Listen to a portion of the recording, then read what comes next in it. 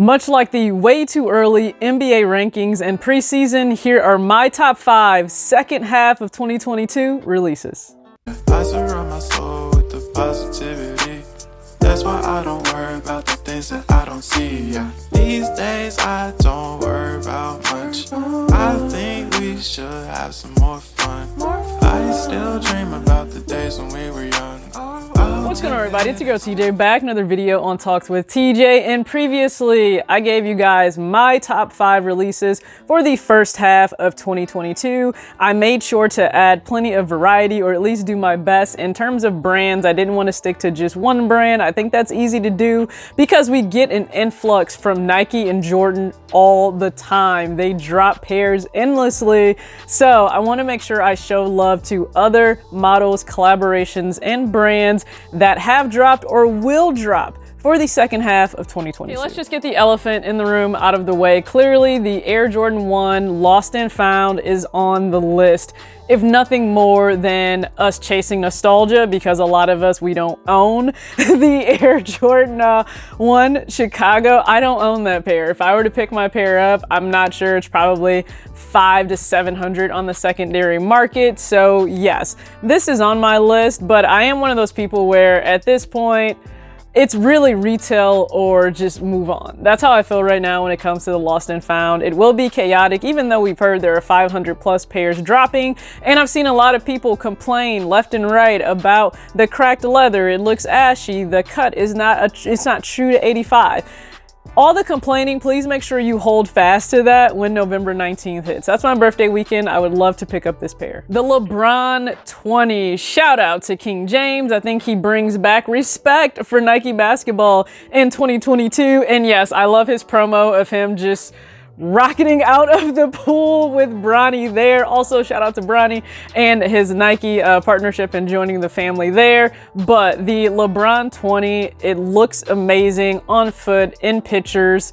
I'm excited to see more colorways drop, but I think he's brought some excitement back to Nike basketball that was missing for some time. And for that reason, it's definitely my top 5 for the second half of the year. This pair may not receive tons of love from everybody, but you can't deny Bad Bunny's global sensation right now. And I'm talking about the blue tint colorway for his Forum Buckle Low.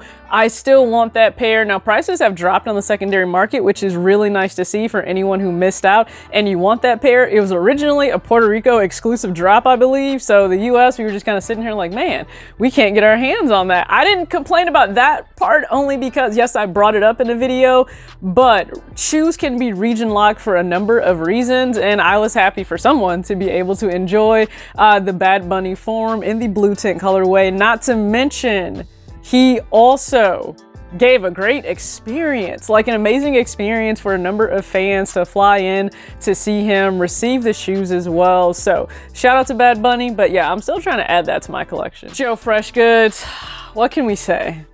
What can we say? Another New Balance drop that is highly anticipated. Performance art for the 993 model. I'm not going for all 3 colorways because that would be a lot and also expensive, but I certainly want one added to my collection. Now, I think this is kind of the end of the pastel palette we've seen from Joe, or at least I feel that's been teased online, but he did an amazing job with the visuals and the storytelling. Again, he roots it back to the culture, especially Black culture, and that's what I love. That's been missing for so long in the representation and visuals that we receive prior to a shoe releasing. So thank you so much, Joe, for always doing that.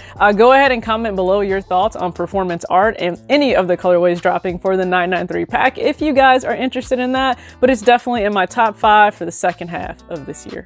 Okay, to round out, this is difficult, and I know this will probably be like one of the more controversial ones that I put on this list, but the Air Jordan 6 Georgetown. Yeah, I'm gonna throw that on there. I think it delivers as like one of the best GRs, period. I know some will say, what about the Fire at 3? No.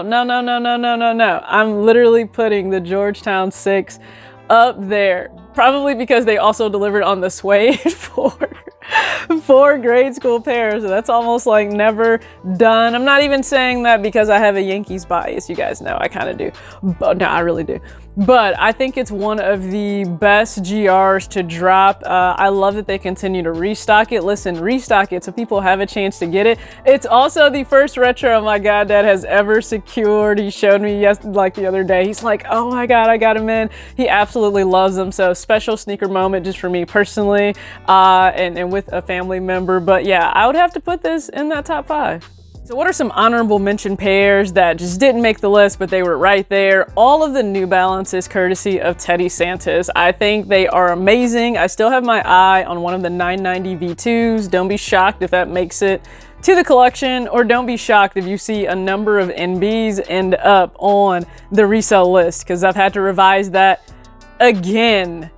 Yeah, that list has a lot of revision. I've had to revise it again, but shout out to Teddy and the MBs he put out. Also, another honorable mention definitely goes to the Social Status Air Penny 2 Playground. That is surely up there. The box is amazing. Storytelling is off the charts. And then I want to give a shout out to the women's 4, but also the women's 1. And then the other women's 1. So the 3 main women's fall sneakers for 2022 second half, which I also have. I'm very excited about that. But the 1s deliver, the 4s deliver, even though the purple is not everyone's colorway. Nonetheless, they did a great job on execution for all of them. So go ahead and comment below, based on all of the pairs dropping for second half of 2022, what would be your top 5? Now, we know that I do my top 10 for the year vastly different than most, and I'm gonna have to add some categories because it's always hard to stay within the lines that I have for myself. And yeah, I ended up leaving out pairs that I actually really thought did amazing. So